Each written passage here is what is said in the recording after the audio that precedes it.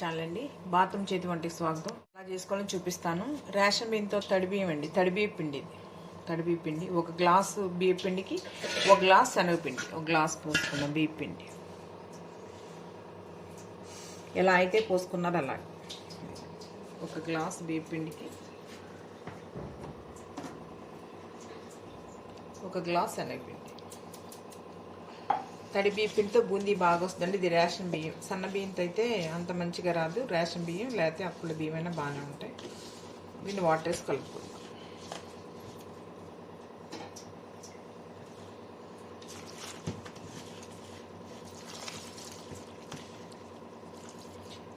ఒక గ్లాస్ బియ్య పిండికి ఒక గ్లాస్ శనగపిండికి అర కేజీ బెల్లం పట్టుద్దండి పాకానికి. ఒక గ్లాసు బియ్య పిండి ఒక గ్లాస్ శనగపిండికి అర కేజీ బెల్లం పడుతుంది పాకం పట్టడానికి, మిఠాయి చేయడానికి.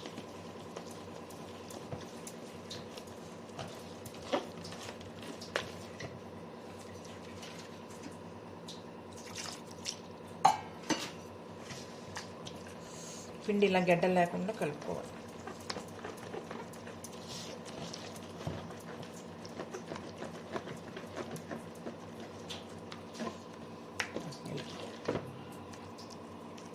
చాలు.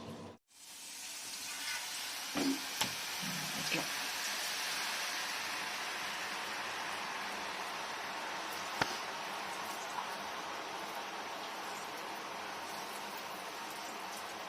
ఇలా చేతి అనుకోవాలంటే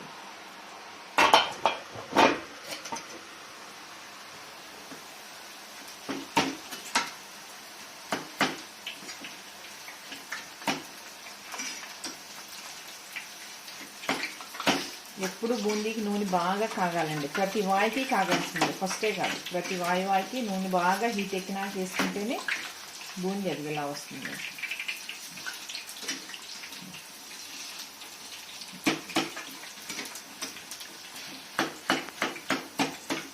మిఠాయికి బూందీ గట్టిగా కొంచెం రెడ్ కలర్ వచ్చేట్లు వేగాలి.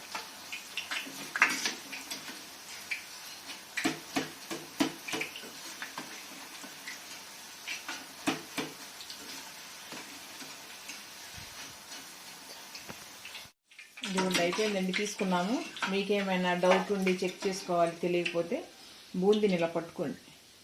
ఇలా పట్టుకుంటే అది ఉన్నది అలా పొడిమైపోతుంది. మీకు అది అట్లా ఉడికినట్టు లెక్క. అది అట్లా అలా తెలుస్తుంది మీకు, ఈజీగా అర్థమవుతుంది. అందుకే చూపిస్తున్నాను. అయిపోయిందండి, వాయి అయిపోయింది. ఇదిగోండి 3 గ్లాసులు బియ్యం పిండి, 3 గ్లాసులు శనగపిండికి నాకు 9 గ్లాసులు బూందీ అయింది. బూందీ కూడా కొలుసుకోవాలి. ఒక్కోసారి పిండికి మనకి బూందీ అవుతులేదు. 8 గ్లాసుల బూందీకి కేజీ బెల్లం వేసుకోవాలండి.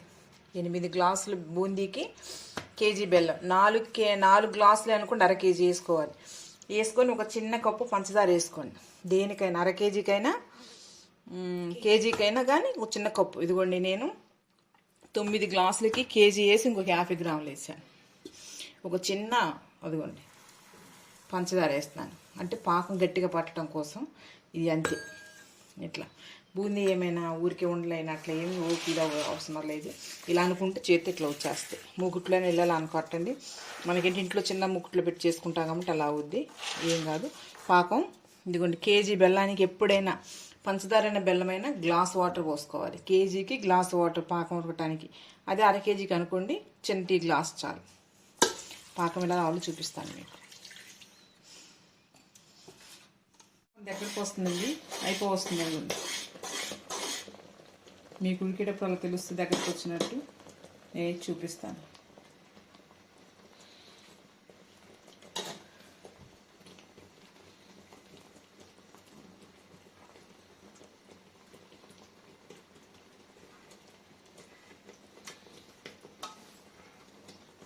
ఇది ఇంచుమించు అరిసిపాకం. ఇంకా గట్టిగా రావాలని ఇంకా గట్టి పాకం తీసుకుంటారండి. బూందీతో కూడా బెల్లం వేసి లడ్డు చేసుకుంటారు. సపరేట్గా ఇంకో రోజు చూపిస్తాను. లోటాకి లోటా బెల్లం, గ్లాసు బెల్లం. అదిగోండి మీకు ఇలా తీసుకొని మీకు ఇలా ప్లేట్కి ఇలా రావాలి. చూసుకోండి ఇట్లా వచ్చింది, ఇలా బాల్ లాగా. ఇట్లా వేసి కొడితే టాంగ్ మంట సౌండ్ రావాలి. ఇంకా మాకు గట్టి రావాలి, ఇంకొంచెం తీసుకోవచ్చు పాకం. మాకు ఇది చాలండి, ఆఫ్ చేస్తాను. అందుకే మీరు చూపించాను. దీనిలో ఇప్పుడు యాలకి పొడి వేస్తాను. మళ్ళీ చెప్తానండి, బూందీ కొలుసుకోండి. ఎలా అంటే మేము పావు సేరుతో కొలిసినప్పుడు కరెక్ట్గా వచ్చేది, గ్లాస్తో కరెక్ట్గా రావట్లేదు. అందుకే బూందీ కొలుసుకోండి. 8కి కేజీ బెల్లం, 8 గ్లాసులు బూందీకి కేజీ బెల్లం.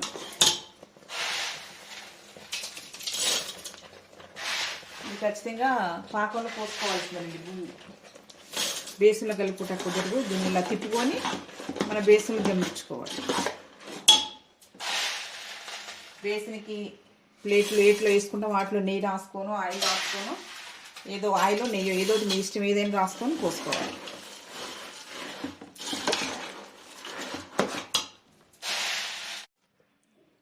ఇట్లా వేసుకుంటే ఇట్లా సర్దుకుంటూ ఉండాలి.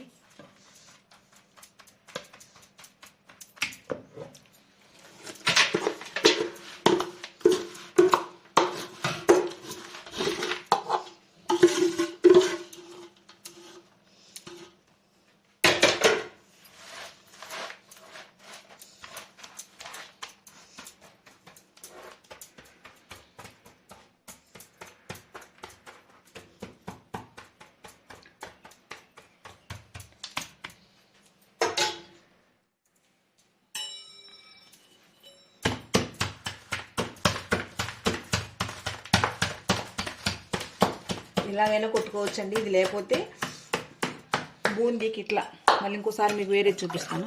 చేతులు ఇలా క్లీన్ చేసుకుని శుభ్రంగా చల్లటి నీళ్ళే ఇలాగైనా కొట్టుకోవచ్చు. మీకు అది లేకపోతే ఇలాగైనా చేసుకోవచ్చు. ఇలాగైతే కొట్టాలి కంపల్సరీగా, దాంతోనూ చేత్తోనూ ఇలా ఎలాగో ఇలా చేసుకోవాలి. లూజుగా లేకుండా గట్టిగా రావటం కోసం.